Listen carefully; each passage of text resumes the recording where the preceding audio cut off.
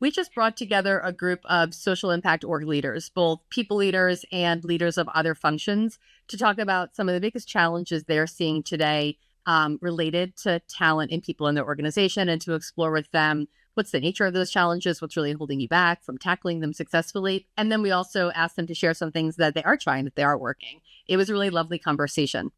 Yeah, one of the things that stuck out for me was we know prioritization and trade-offs have always been a challenge, no matter what organization you're in. But I think there's something about both this moment in Mhm. time and the nature of the work that social impact orgs are doing that are making the need to prioritize ruthlessly and make trade-offs more important than ever.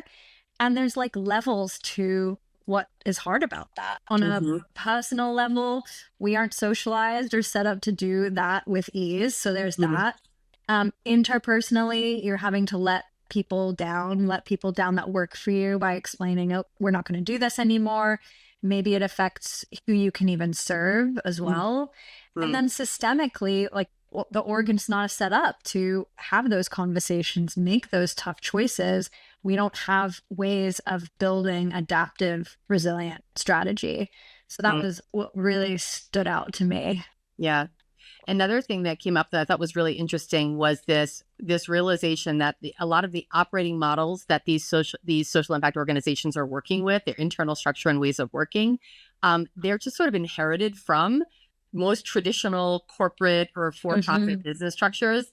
And especially in a time like this, where members of those organizations are needing more and more because they're so existentially threatened, the work that they do and the work that they love, they're really figuring out and realizing that the way the organizations are operating, they don't work for the humans inside it.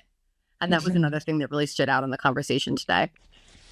Generally, I'm just feeling really grateful for both the conversation, but also the important work that these folks do in their communities. Yeah, likewise.